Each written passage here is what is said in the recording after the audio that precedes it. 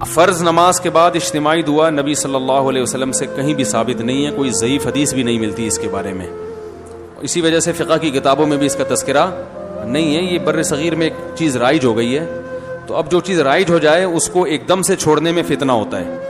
تو اس لیے اس کو آرام آرام سے تمیز سے آہستہ آہستہ چھوڑنا چاہیے۔ جیسے میں نے اپنی مسجد میں پہلے اجتماعی دعا ہلکی پھلکی کرائی کچھ مہینے، پھر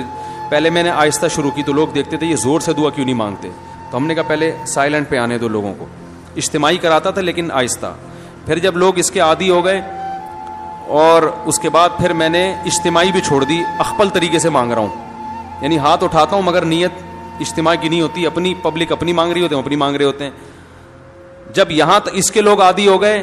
پھر اچھا پہلے تو یہ بتاتا تھا ہاتھ اٹھاتے ہوئے نا اللہم انت السلام، یوں پڑھتا تھا، نیت ہوتی تھی اپنی۔ پھر جب لوگ اس کے عادی ہو گئے تو پھر ہاتھ اٹھاتے ہوئے پبلک کو پتہ ہی نہیں چلتا، اب ہاتھ گراتے ہوئے بھی پتہ نہیں چلتا۔ شروع میں لوگ کنفیوز ہے، یار امام صاحب دعا ختم کر کے تھے پتہ ہی نہیں چل رہا ہوتا، کوئی نہ مس کال آتی ہے نہ کوئی آواز آتی ہے، تو کچھ لوگوں نے اعتراض کیا، کچھ مڑ مڑ کے دیکھ رہے ہوتے تھے ہاتھ گرائیں کہ نہیں گرائے ہیں، تو میں اسے کہتا ہوں تمہیں اس سے کیا ہے کہ میں دعا مانگ رہا ہوں کہ نہیں مانگ رہا، تمہیں اس سے کیا مسئلہ ہے، میری مرضی۔ تو پہلے اس پہ اعتراضات ہوئے، ہوتے یہ امام کو باہر نکالو، کسی نے کہا یہ پتہ نہیں کون سا آ گیا، یہ وہاں بھی ہے، کسی نے کہا کیا ہے۔ پھر جب اس کے عادی ہو گئے نا، ابھی یہاں تک آ کے بریک لگ گئی ہے میری۔ اس کے بعد اگلا اسٹیپ یہ ہے کہ یہ دعا مانگنا نماز کے بعد ہاتھ اٹھا کے کوئی فرض واجب بھی نہیں ہے،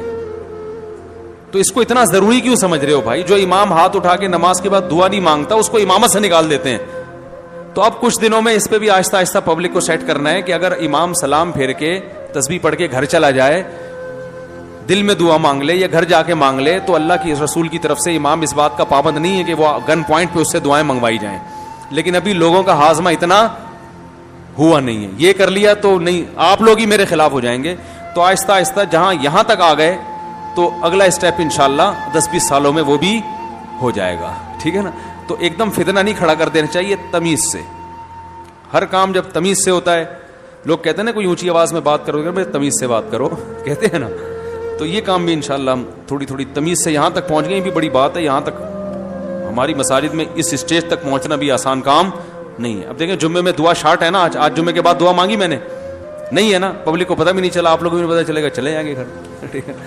کوئی جمعے کے بعد تو اجتماعی دعائیں مانگی جاتی ہیں، کوئی ضروری تھوڑی ہیں، تو کوئی ایک بندہ ایسا بھی ہونا چاہیے جو یہ نہ مانگ رہا ہو، یہ بتانے کے لیے کہ وہ فرض نہیں ہے۔ جو اجتماعی دعا خطبے میں ہوتی ہے وہ تو سنت ہے، وہ ہو گئی، خطبے میں ہم نے دعا مانگی نا اللہم اہدنا فیمن ہدیت وعافنا، یہ ہے سنت، یہ ہم نے کر لی ہے، تو جو سنت دعا تھی وہ تو ہو گئی، اب آپ کو اختیار ہے اس کے بعد دعا مانگو نہیں مانگو۔ تو اس طرح سے ہم سیٹنگ پہ لوگوں کو لا رہے ہیں۔